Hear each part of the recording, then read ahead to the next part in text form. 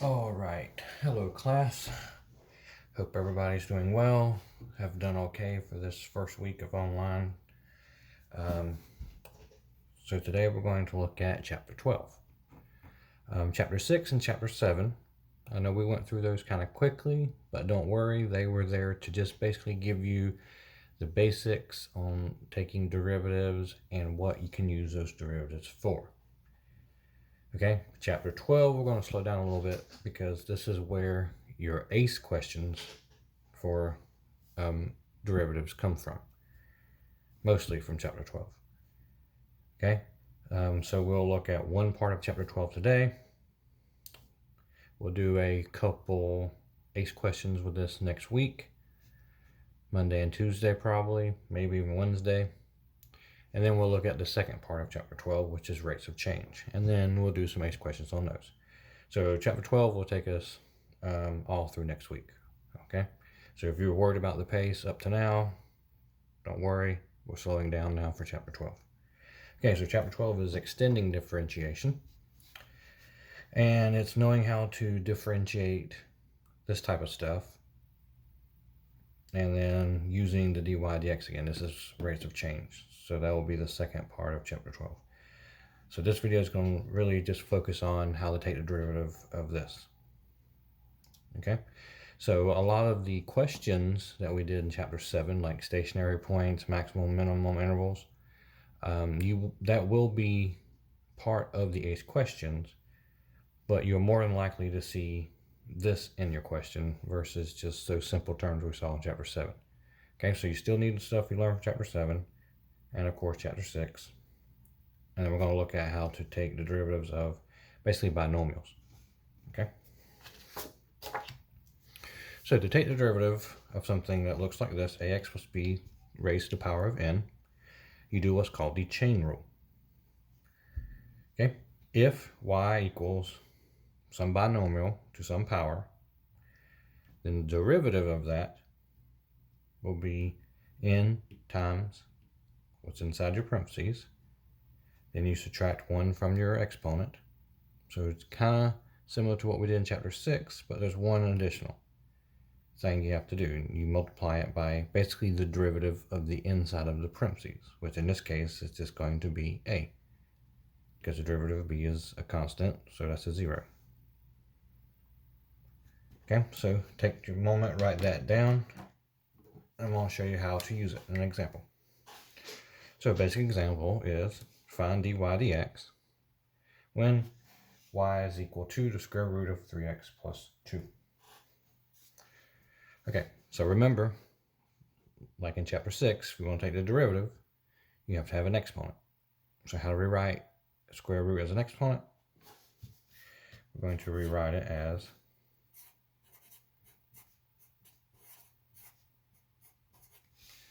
3x plus 2 to the 1/2. Now, take the derivative. So just like the power rule we learned in chapter 6, you bring this exponent down in front of the parentheses. So y prime is 1/2. Okay, you leave what's inside the parentheses alone. That does not change. We subtract 1 from our exponent. So 1/2 minus 1 is negative 1/2. Then we multiply this by the derivative of the inside. So it's just really going to just be a, but you can check that. So what's the derivative of 3x? It's just 3. And derivative constant is 0. Okay. So now you just combine this coefficient and this coefficient. So we get y prime equals 3/2 times 3x plus 2, all raised to the negative 1/2. Okay, if you wanted to rewrite that in the style which they gave it to us, we have our 3 on top. The 2 here is the denominator. Now, this is a negative exponent, so that means this whole thing here is coming down. And it's to the 1/2, so it means the square root. It just means the square root now is on the bottom. Okay, so square root is written as 1/2, but now it's a negative 1/2, so that means we have to write it in the denominator. Okay, so either one of these.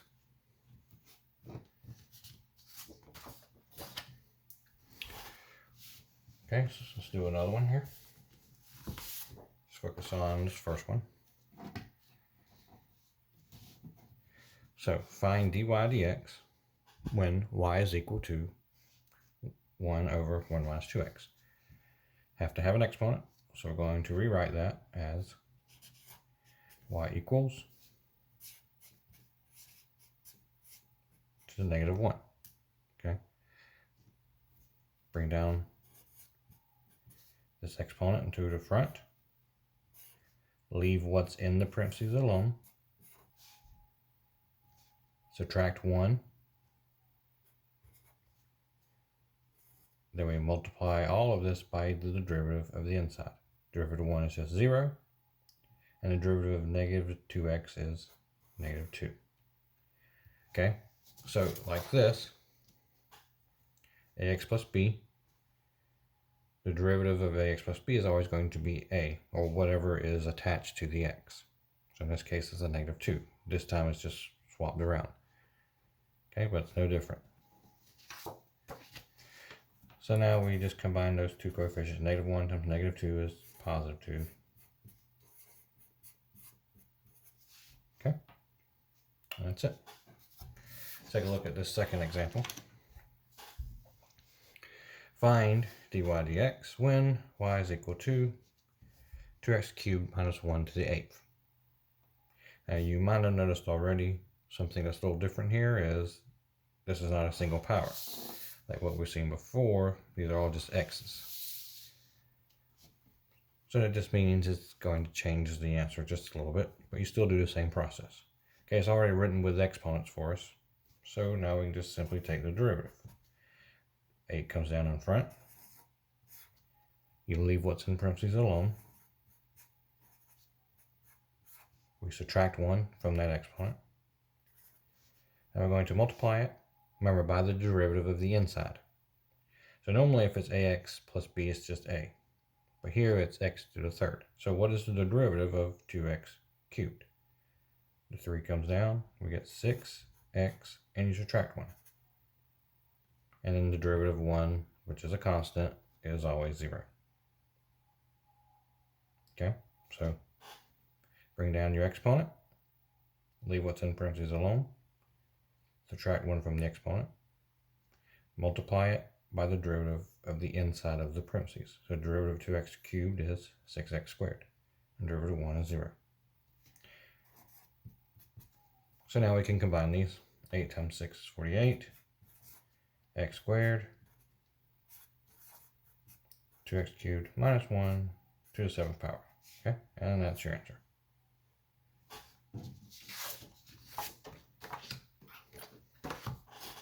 Okay, so with the style of questions like you've seen in chapter 7, now it's just going to be using something a little more complicated in simple terms. Okay, so it's combining use of chain rule with the questions from chapter 7. And this is very similar to the type of ACE questions you will see, or at least like the first part. All right, so find the equation of the tangent. So we're going to have to use the equation of a line formula. It means we need the slope of the tangent and the point. Okay, so we're given a point. Okay, so let's rewrite y as, using exponents, 3x plus 1, and it's on the bottom, so I'm going to write it as a negative 1. Okay, so we don't need to do anything with this because we already have our x and y value. So now we just need to get the slope.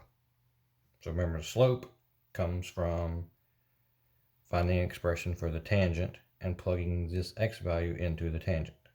So how do we get the tangent? It's just the derivative of the curve. So y prime is the tangent. Okay. So bring the negative 1 in front. Leave what's in parentheses alone. Subtract 1. Negative 1 minus 1 is negative 2. And then multiply it by the derivative of the inside. This is just an ax plus b form, so it's just going to be a in this case. Okay. So y prime is negative 3 times 3x plus 1 to the negative 2. Okay, so how do we get our slope? Well, we have an x value. We plug that x value into here. Solve that to get the slope. So negative 3. 3 times negative 1, that's a negative 3 plus 1 raised to the negative 2. So what does the negative 2 mean? Remember, negative means it's going to go into the denominator, and then we square it. So negative 3 plus 1, that's a negative 2, okay, squared. Okay, negative exponent means drop it down to the bottom. So negative 3 over negative 2 squared is 4, so our slope is negative 3/4. Okay. So yes, y prime is the tangent, and then when you plug that x value into the tangent, y prime then gives you the slope. So now we have a slope and a point where you can find the equation.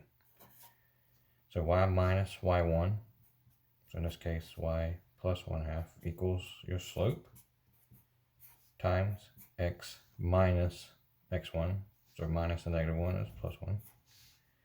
And you can solve that and you get y equals negative 3/4 x minus 1/4. And to write it without fractions, okay, so there's the equation of the tangent.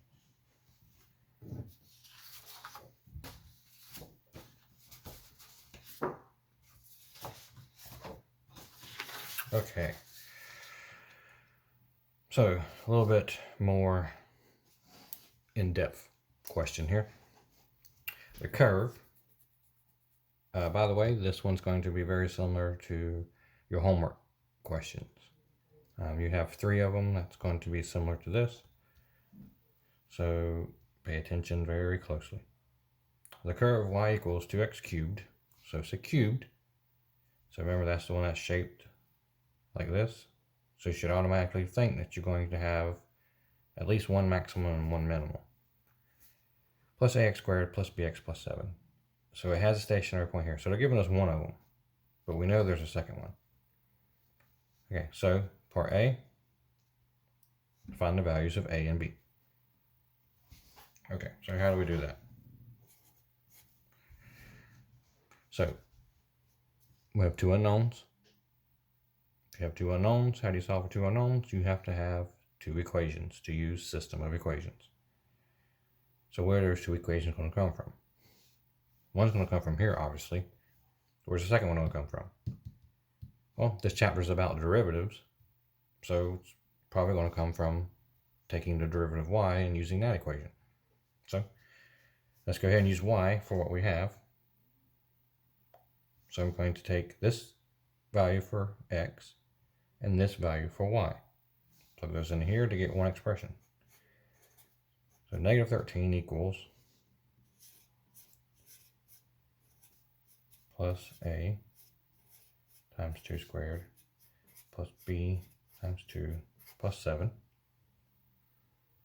And I can simplify this. 2 cubed times 2, okay, that's 16 plus 7. And then subtract that over, I get negative 36 equals, this is 4a, and this is plus 2b. Okay, so there's one equation. And the other equation comes from finding y prime.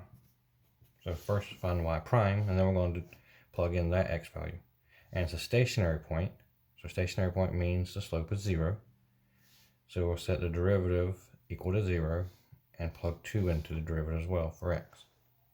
Okay, but first let's find the derivative. 6x squared plus 2ax plus b. Okay, check that. Bring the 3 down, subtract 1, 6x squared. Bring the 2 down, subtract 1. X here is the power of 1, so bring a 1 down and subtract 1. We get x to the 0, and then constant goes to 0. So now, because we know this is the derivative and it has a stationary point here, if we plug 2 into x, we can set this equal to 0 because the slope is 0 at the stationary point. And we can simplify that, and we get, that gives us 24 plus 4a plus b equals 0. So I'm going to solve it for b.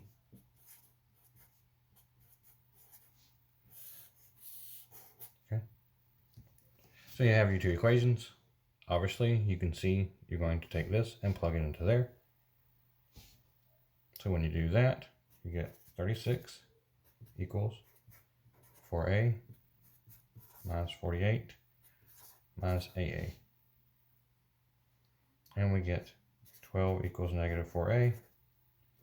So a is equal to negative 3. Now we just need to find b. We can plug a back into here, and we'll get b is equal to negative 12. Okay, second part. Find the coordinates of the second stationary point. Okay, so remember, like I said in the beginning, this is a cube. So we knew it looked some general shape like that. So this one is one of these points. We don't know which one. Okay, but we do know one of them, so we want to find the other one.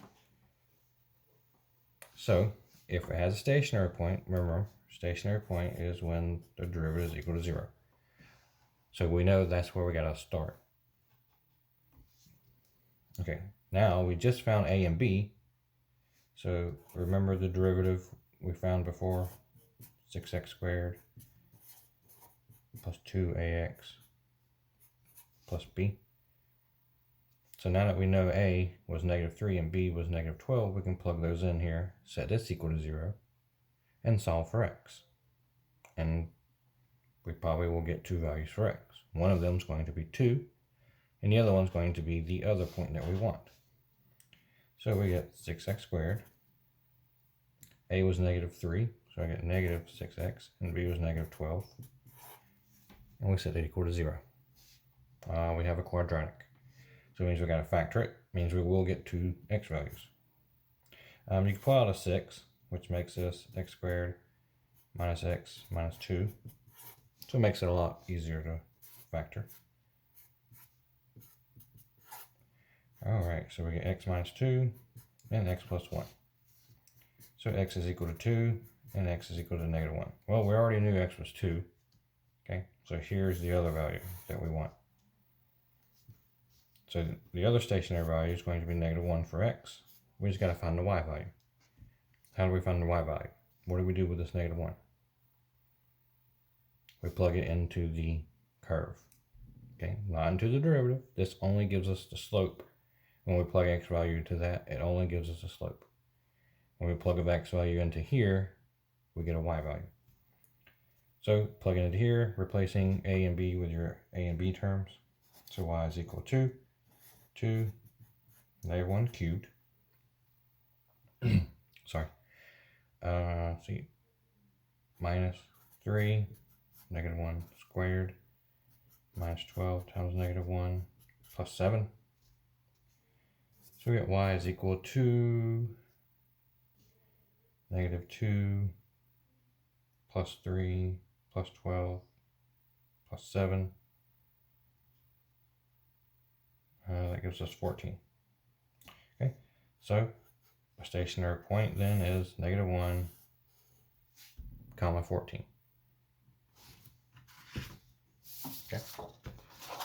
And part C, determine the nature of the two stationary points. So whenever it says determine the nature, that's just a very simple way of saying find the maximum or minimum. Or in this case, we have two of them, and we know it's a cubed, and we know the coordinates for both of them, so tell which one is the maximum point and which one is the minimum point. Now normally, so we have 2, negative 13, and we have negative 1 and 14. Now normally you would have to take values less than your x value for here and greater than, plug them into your derivative to get your positive and negative slopes, or vice versa. In this case, it's a little bit easier when you have a cube, okay, because you can graph these and you can pretty much be able to tell visually which one's the maximum and which one's the minimum. Okay, if this was a squared, you would have to do it like we did in chapter 7. All right, so let's graph these. 2, negative 13, negative 1, positive 14. So you can tell the graph will look something like that. So this 2, negative 13, that's our min. And this negative 1, comma 14, that's our maximum. Okay, so that's all they mean by determine nature. Tell which one's the maximum and which one's the minimum. Okay, so that's it for the first part of chapter 12. You have 3 questions to do for your assignment, and they were very similar to that last example. If you have any questions, email me or ask them on the post. See you next week.